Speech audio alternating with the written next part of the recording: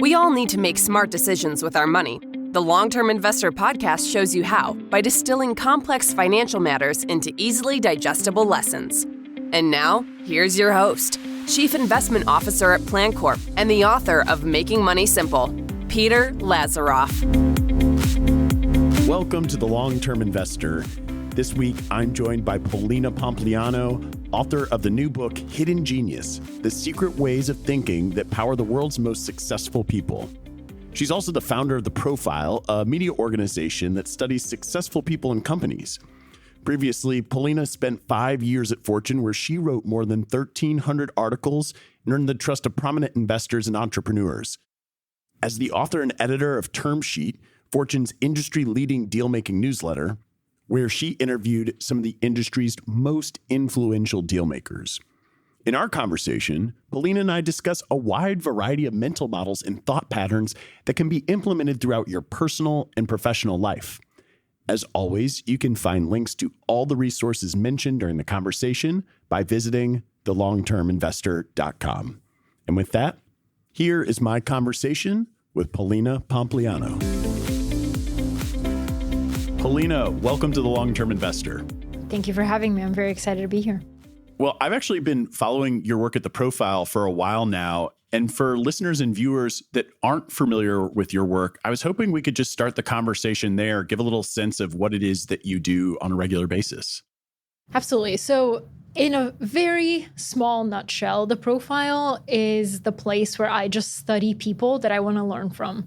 And I say that I study successful people, but I find that people have an aversion to the word success because I think most of us define success in the traditional way, which is status, wealth, material possessions. That's not how I define success. And all the people that I study are people that fit my personal definition of success, which is that they've done something remarkable, they've failed, they've learned lessons, they've taken those lessons and applied it to their next endeavor, and then shared everything that they've learned with other people. And so that's why I look for stories that are very complex and winding and not the obvious linear path that most people think about when they think about success. And yeah, The Profile is just this newsletter that I started in 2017 that I've sent every single Sunday since February of 2017. And it curates 7 to 8 profiles of successful people. And then, I share my takeaways and my learnings in an individual deep dive with my subscribers. Well, for anyone who has not seen it before, I highly recommend it. And everything that we mention here on the show is always can be found, links, resources at thelongterminvestor.com, including a link to your new book, Hidden Genius: The Secret Ways of Thinking That Power the World's Most Successful People. So first of all, congratulations. I had the opportunity to read it while I was beachside in Florida. It was an excellent, excellent read. And the teaser for the book, it kind of mentions what you just said, but you say high performers don't use tricks or hacks. They use mental frameworks. Can you expand on that idea a little bit? Yeah, so anybody who's been on the internet for any amount of time, we've seen those thought leaders and influencers who say, wake up and take a cold plunge at 4 a.m. and do this, this, and this. That does not guarantee that you will be successful. That is not a way of thinking. Maybe it is a way of life for some, but it's very hard to be consistent and for it to be sustainable. What I'm talking about here is not these tiny hacks that you can do to optimize your day. It's more of what are long-term thought patterns you can implement in your life and in yourself that will sustain you through the rest of your career and life and hopefully improve your professional and personal relationships. I love that. Something certainly that I believe in as well. I'm just kind of curious, is there a favorite of yours, of the mental frameworks that you do explore throughout the book? What would be your favorite and why? Yeah, so entrepreneur and investor Reid Hoffman, I heard him on a podcast once say, consistency plus time equals trust. And that has been a guiding philosophy in my life ever since. Because not only can you apply it to investing or founding a company or doing a business, having business relationships, but also to your personal relationships. Any time that you meet a person and you're like, ooh, do I trust them? Can I not trust them? And like you're trying to figure that out. It's through the longevity of that relationship that you can find the answer. And it's not just the other person, it's you too. So it's like, I asked the question of, name a relationship in your life, whether it's business, personal, or professional of any sort, where you trust a person who consistently breaks their promises to you. And it's like that person doesn't exist. We do not trust people who say they're going to do something and then consistently over a long period of time break their promises. Maybe they do it 2 or 3 times and then you're like, you are not a reliable person I can count on. So I've thought about that in my personal relationships, like with my husband. Like if I say I'm going to do something, I will do it, but also with my readers. So as the writer of the profile, I have not missed a single Sunday since February of 2017, not because I'm a workaholic, but because I understand that anytime you start doing something, everybody has like these lofty goals, right? Like, oh, I'm going to send this every single week without exception, except for when life happens. You have to go to a funeral. You have to travel across the world to another country, different time zone. You have a baby. Like life will happen. And it's planning for those unexpected events. How can I be consistent and keep my promise even when the, unpredictable happens? So I know that those moments will happen. So I have measures in place where I will still send you something. Maybe it won't be like the full length of the newsletter you're used to, but I will still send you something so that I keep that consistency going and I earn your trust. And I did the profile for free for 3 years before I ever asked for a single dollar from my readers. And I think it's because I built that trust over that 3-year period that allowed people to be like, oh, okay, I could trust her with my money. I'm not going to subscribe to this newsletter and pay, and then she's going to run off and take my money and never send it again. So I think like if you think about that framework as just like an overarching theme in your life, you can apply it to every single area. I really appreciate you sharing that. And as a content creator myself, I know what the struggle is to hit publish every week and what goes into that and what it looks like, but also how rewarding it can be. And so you've been doing this for a while, you said since 2017, and your book has a very similar theme. It's looking at the successes of others, looking at their profiles. Knowing that that's your favorite mental framework, perhaps I'm already going to have answered this question, but was there a place you were most excited to write about within the book, or a chapter in particular? I mean, was that the one, or was there anything else that sort of stuck out to you that you were particularly excited about just because of the way that it influences your own life? So when I was writing the book, I never actually thought about oh, I wonder what people will like or which chapter they'll gravitate towards the most. From the people that have read an early version, I've gathered that they really like chapter 2, which is the mental toughness chapter. I really enjoyed writing that one too. But I think one that probably won't get as much hype that I really loved writing was on storytelling. And the reason I liked writing it is because if you read the book, you'll notice that there's a theme throughout, which is perspective and identity. And I wanted to play with perspective and identity. And throughout the book, I ask a lot of questions that will make the reader look inward and be like, wait, who am I? What do I value? How do I define success? And the storytelling chapter begins with kind of how we're all the unreliable narrator of our own life, because nobody looks at themselves super objectively. And in investing, this, it's really, really hard to devoid yourself of emotion when making investments. So I start with that, and then I go into some of the best storytellers in the world, one of them being Aaron Sorkin, who wrote many films, but one of them being The Social Network. And The Social Network was about the inception of Facebook. And in it, he's just an expert at weaving in different layers of perspective to the point where the viewer's like, oh my God, what is the truth? So he was like, I wasn't particularly interested in technology or startups or whatever, but I liked this particular story because there were multiple lawsuits at the time.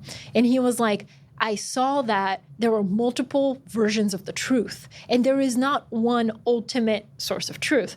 So the way that he did it was like he did it from 3 different perspectives. Like, sure, there's Mark Zuckerberg's perspective, but then there's Eduardo, his friend, and then there's also the Winklevoss twins. And then there's also like Harvard, the institution of Harvard. So it's like you have all these conflicting versions of the truth, and how do you make sense of it? And that's what makes, his films great, but it's also something that we can look in our own lives where it's like, oh man, I think this is the truth, but what if there's multiple other perspectives and layers here that I can untangle to get as close as possible? I think in the book I include a quote by Robert Evans who says, there are 3 sides to every story: yours, mine, and the truth.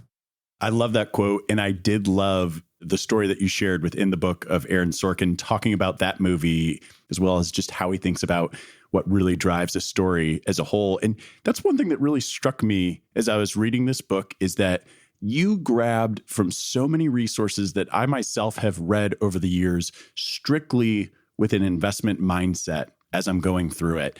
And yet you've weaved these all into, I don't know if personal improvement is the right word, but you've found a narrative to sort of tie so many different disciplines and experts into one place. And I'm hoping I can just touch on a few things in the book that stuck out to me that I think was very influential to the way that I think on my own. I think might be helpful for our listeners, starting with the systems-based mindset.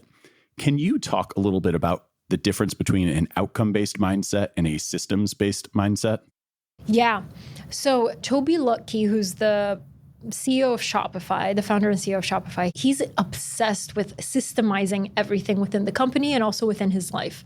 And he says that any time that a big decision has to be made, he sits his team down and they go through every single part of the process and how they got to that decision. Because he's like, if the fundamentals are shaky, it doesn't matter what the outcome is, the outcome's not going to be able to stand.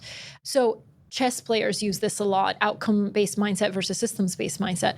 Basically, if you make a mistake during any sort of game, chess game, football game, investing game, if you make a mistake, it's easy to deconstruct that one mistake and be like, oh, I made this mistake because it led to this outcome. Oh, I'm not going to make that mistake again. So in an outcome-based mindset, it prevents you from making that one particular mistake again. But in a systems-based mindset, you're looking at the process that led to that outcome. And so you're preventing yourself from making hundreds of future mistakes like that one again. And so I think James Clear also talks about this, how if you're focused on the outcome, you can win one time. But if you're focused on the process, you can win many times. And also, by focusing on the process, which are those tiny, tiny habits and tiny, tiny, minute decisions that go into what becomes the outcome, you're becoming a certain type of person at the end. You're not just changing the outcome this one time. You're not just running a marathon one time. You're becoming a runner. I absolutely loved that part, which is why I asked. And you had some quotes in there from Nick Saban. I'm a big sports fan, so someone who is obsessed with process over outcome. And when a player makes a bad play, they say, just stick to the process. Don't worry about what happened. But more so in my everyday life, both coaching people through investing and financial issues, as well as just talking to people in everyday conversation, they think so much about the outcome. Even a good decision can lead to a bad outcome. And forgetting, what goes into a good decision-making process and judgment. And even though I don't know we have time, I know you go into Bayes' theorem later in the book, which is, just the most heavenly thing for an investment decision maker. But, I think this idea that outcomes are pretty random. And if you judge whether something was a good choice or not strictly on the outcome, will start to lead you down maybe a less than productive path. So I really enjoyed that. And I'm going to kind of make a hard transition to another story that Chris Hadfield, I actually drew something slightly different from his story. So I would love for you to sort of tell it yourself. Explain the point that you made in the book. I might share sort of when I first heard that story, how I applied it to my life, if you don't mind. Perfect. Yeah. So Chris Hadfield, he's an astronaut, and he was doing a spacewalk. So that means he was outside of the International Space Station when all of a sudden he felt that his left eye like slammed shut in pain. He was like, what on earth just happened? And it was some sort of like soap and oil solution that astronauts use to clean their visors, got inside the helmet into his eye. And so he couldn't see. So he became temporarily blind outside of the ISS, holding on with one arm, which is crazy. Most people would just immediately panic. I would be calling Houston, like, help me out. Like, we really have a problem, Houston. But he, instead of panic, he realized, like, okay, I have options. And I'm striving, basically what they teach you in any sort of, astronaut training or any sort of like high stress situation training is give yourself optionality and give yourself room to think. So he started like listing all the options that he had in his head. He was like, I could call Houston. I could have my fellow like astronaut Scott Parazynski conduct an incapacitated crew rescue out here. Or I could cry a little bit and just like let the stuff dilute. He ended up doing a fourth option, which was to open a vent on the side of his helmet to let some oxygen out and help clear it out. And then he continued working. So it was just like this crazy moment of fear, panic, but then stop, think, and give yourself options. I love the way you described that. And as I mentioned, I read this once upon a time and started a blog post, which is pretty common. I write a lot of stuff that never sees the light of day because I just don't quite get to the point.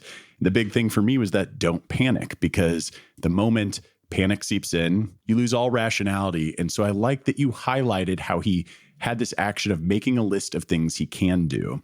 And the one thing that I did end up publishing eventually was more about NASA's training through what is effectively exposure therapy, where you get used to a bad situation long enough and you don't panic. And a lot of what we do with clients in market losses is basically every time we're in front of them, we say, hey, the market's going to fall a lot and we don't know when or why, and we're not going to panic. Here's some of the things. But what I am going to change now, I will tell you, Polina, is that I am going to say, well, you're going to make a list of all the things you can do. And usually at the top of that list, I'll tell people, you might as well look at your financial plan before your portfolio when you're going through that list. But really, a great example of how people, you can learn from the way that they've handled risks in different moments in their life. And you and I, even before the show, were talking about Morgan Housel, who everything he writes is great. And so you had a lot of material to draw from, but you picked one in particular that I had sitting on my bulletin board by my office desk for a long, long time. And I am going to pull this so I read it correctly, that on risk, the things that you're trying to think of are the odds that you will get hit, the average consequences of getting hit, and the tail end consequences of getting hit. So, Polina, let me ask you, how do you think people should apply this lesson, and where do you see it popping up in our daily lives? This is a perfect link to what you said earlier, where you said you can make all the right decisions and have an amazing process, and then the outcome can still be bad. And that doesn't mean that, your process was faulty. Sometimes life is just random and chaotic, and you cannot account for all the risks. So, like Chris Hadfield in astronaut training, he calls it a dress rehearsal for catastrophe. They list all the risks. They do exposure therapy. They're like, if you're in this situation, here are your options. But sometimes something totally, the tail end of consequences happen. So I give this example because it's the tail end consequences of risk that are of the highest magnitude and you're the least able to predict. So it's like, that's really, really hard. It's like the black swan events, right?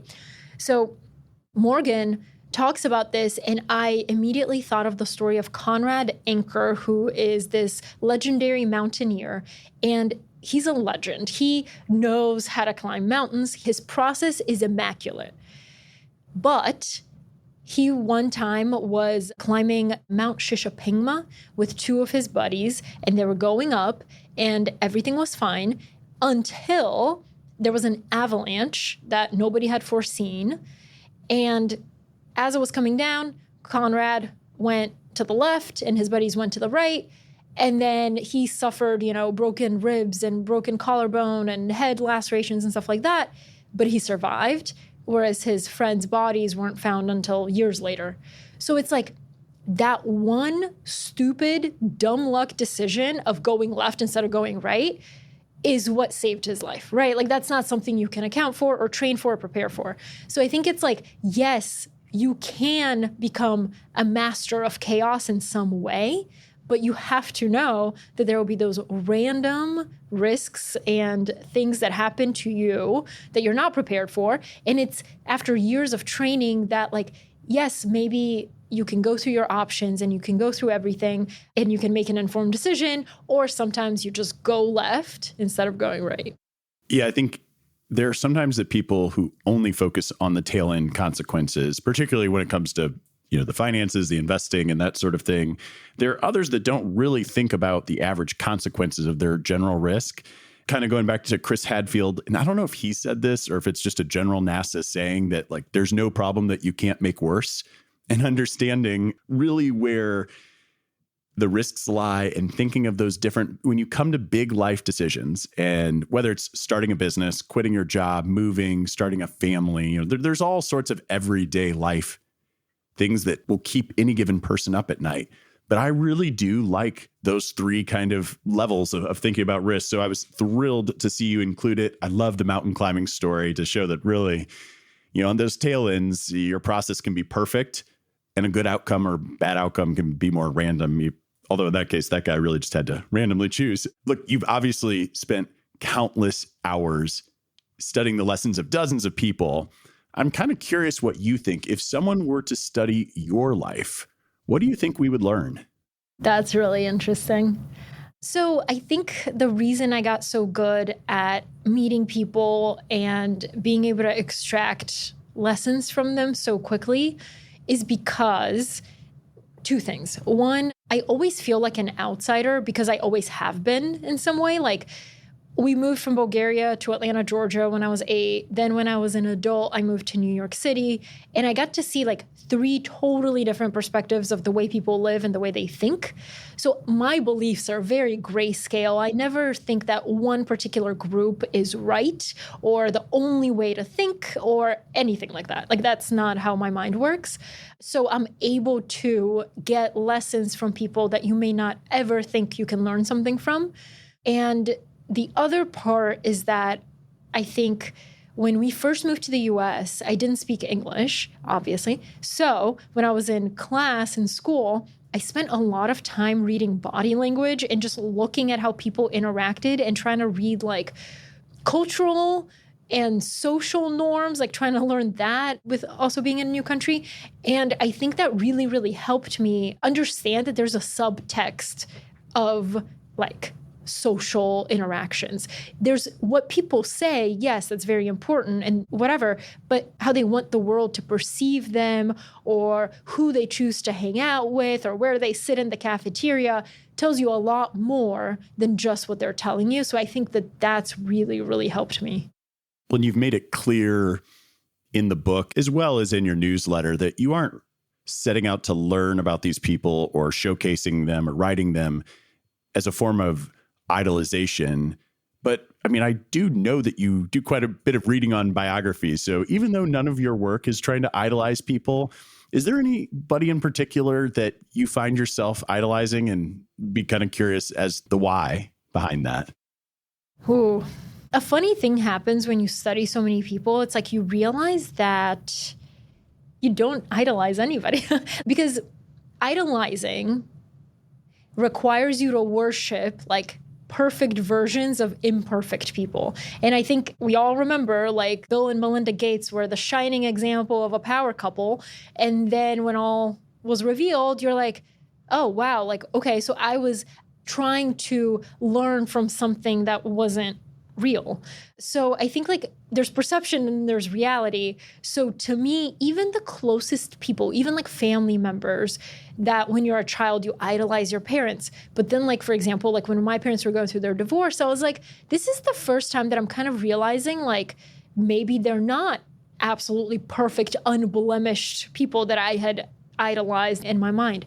So there's not one single person. I really, truly do think that each one of us has really great qualities, but we also have blind spots.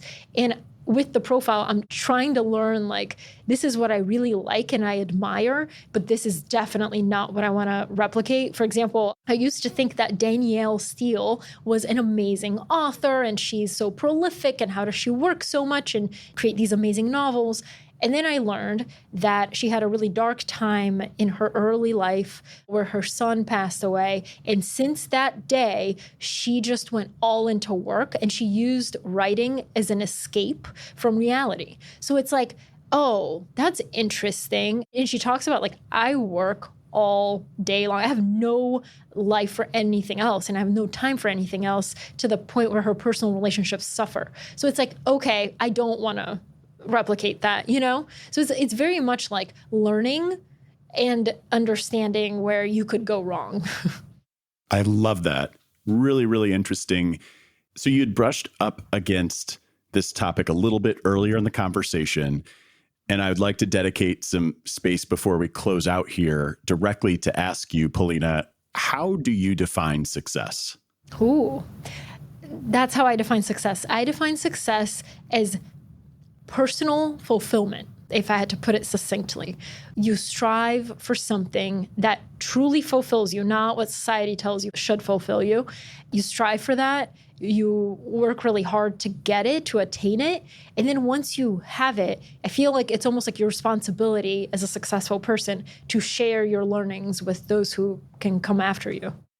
Well, Polina, this has been wonderful that you're sharing all of your learnings with my audience here. If you're watching us on YouTube, please leave some comments below, subscribe, like. If you're on the podcast, rate the podcast wherever you listen to it. But Polina, where can people find you if they want to follow you some more? You can find me at readtheprofile.com to sign up for my newsletter, The Profile, or with the book, hiddengeniusbook.com. Well, it's truly a pleasure. Again, congratulations on the book. It's really wonderful. I suspect you'll have 3 million and one sales, as we discussed earlier. But truly, this has been wonderful. Thank you so much for sharing your time. For all of you listening and watching us, thanks again, and to Long-Term Investing. Thank you so much. Thanks for listening to the Long-Term Investor Podcast. To access free financial resources and submit questions to be answered on the show, visit thelongterminvestor.com. Peter Lazaroff is an employee of PlanCorp and BrightPlan. All opinions expressed by Peter and any podcast guests are solely their own opinions and do not reflect the opinions of PlanCorp or BrightPlan. This podcast is for informational purposes only and should not be relied upon as a basis for investment decisions. Clients of PlanCorp and BrightPlan may maintain positions in the securities discussed in this podcast.